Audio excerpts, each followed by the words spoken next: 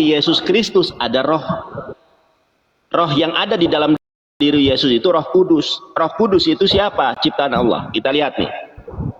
Zakaria 12 ayat ke-1. Ucapan ilahi, firman Tuhan tentang Yisrael. Demikianlah firman Tuhan yang membentangkan langit dan yang meletakkan dasar bumi.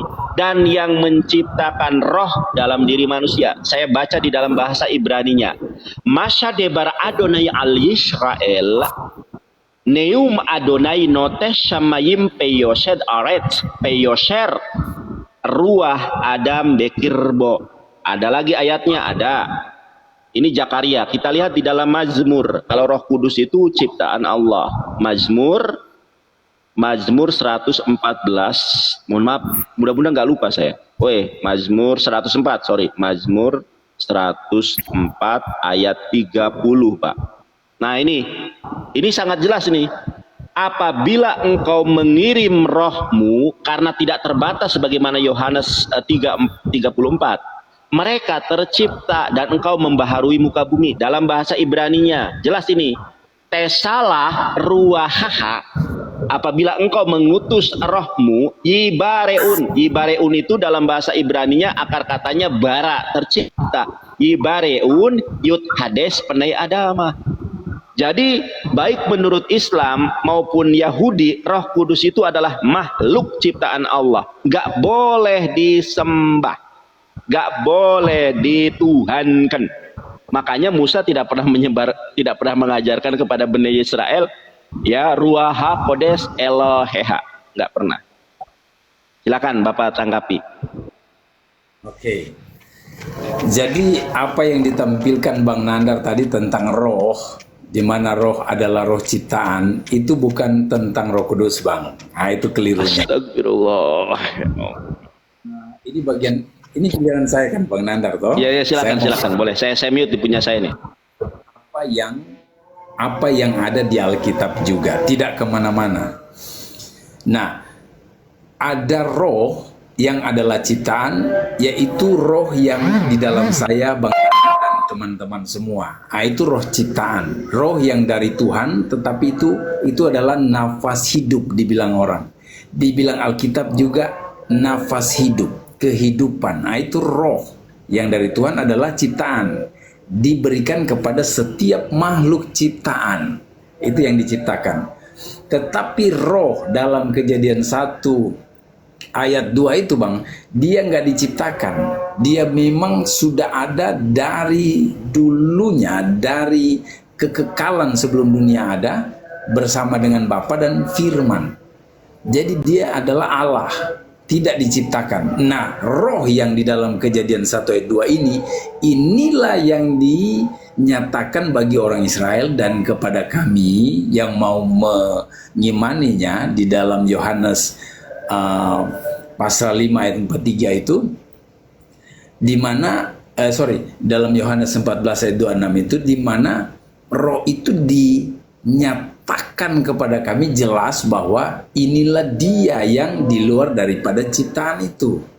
Dia bukan ciptaan. Nah, Yesus yang tampil sebagai manusia ini Bang, casingnya itu manusia, tetapi di dalam dia dia itu roh, tapi dalam tanda kutip roh huruf besar itu Allah yang turun dari surga, karena Yesus sendiri bilang dalam kitab Yohanes, aku telah turun dari surga. Nah, dia turun dari surga, mengambil rupa seorang hamba dan menjadi sama dengan manusia. Filipi 2:6-7.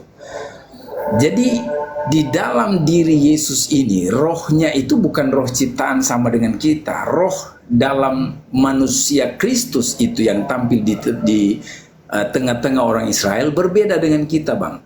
Kalau kita roh huruf kecil, kalau roh yang di dalam manusia Kristus tampil di ribuan tahun lalu itu huruf besar. Dia Allah yang berinkarnasi menjadi manusia. Makanya Filipi 2 ayat 6-7 bilang begitu. Sebentar Pak, saya tertarik nih. Ada roh huruf R kecil, ada roh huruf R besar. Ini dari mana Pak? Dari mana? Hah? Kita menjelaskan. Pak, sekarang saya tanya satu hal untuk memastikan nih sebelum kita akhiri karena mau maghrib. Pak, roh kebenaran, roh penghibur sama enggak dengan roh yang ada di dalam Kejadian 1 nomor 2? Sama apa tidak? Sama. Oke, baik. Bapak mute dulu, saya perbesar layar saya.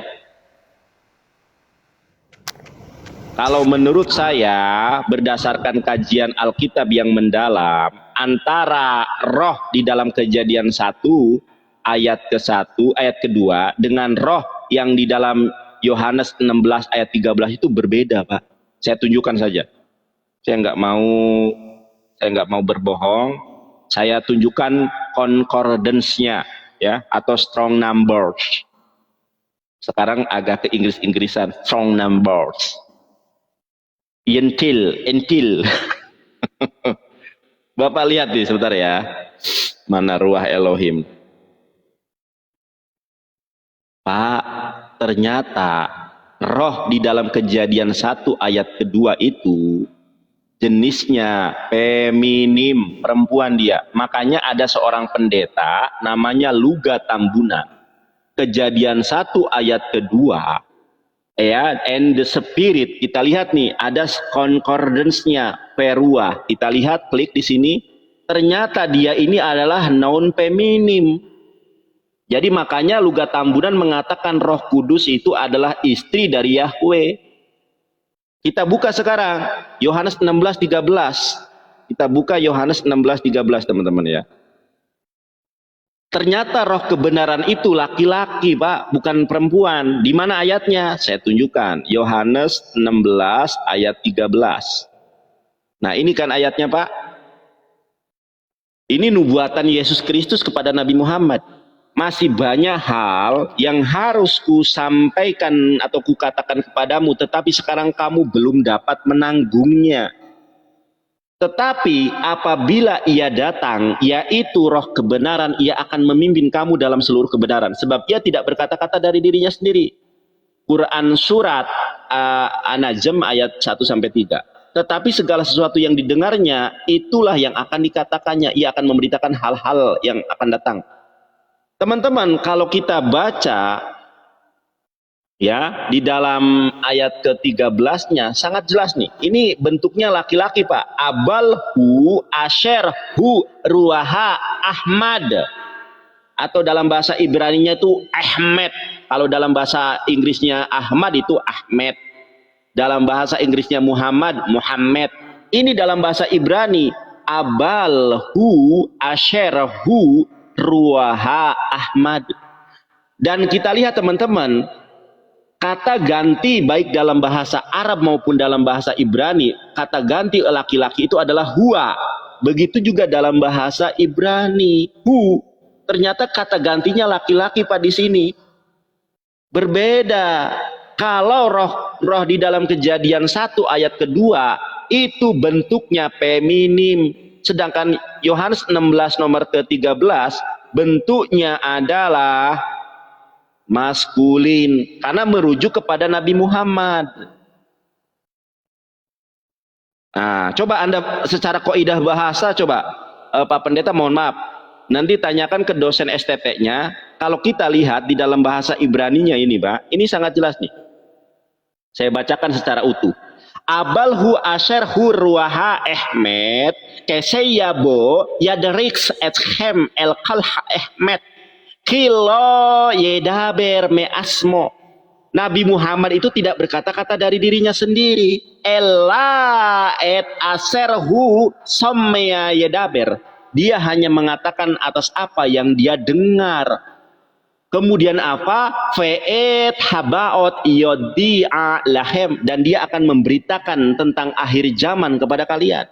Roh Kudus mana yang memberitakan berita akhir zaman, Pak? Nabi Muhammad bercerita tanda-tanda akhir zaman. Arab akan kembali dipenuhi rerumputan dan akan bersalju. Sekarang udah mendekati kiamat, guys.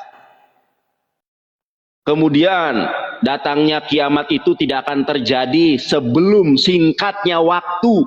1 bulan, 1 tahun bagikan sebulan, sebulan bagikan seminggu, seminggu bagikan sehari. Sekarang waktunya. Perasaan baru kemarin bulan Ramadan, 2 bulan lagi kita Ramadan, teman-teman. Perasaan baru kemarin taraweh. Itu yang menyampaikan siapa? Nabi Muhammad. Kalau roh kebenaran dianggap sebagai roh kudus, ini kesalahan fatal. Itu merujuk kepada Nabi Muhammad karena jenis kelaminnya laki-laki. Kalau roh kudus menurut Torah, ruh Elohim itu jenis kelaminnya perempuan. Menurut Torah, ruh Elohim. Kalau roh kudus itu Jibril sebenarnya. Malaikat Gabriel. Makanya nama dari Gabriel itu 2 kosakata, Gebrael. Gebra artinya pelindung, perisai, penolong.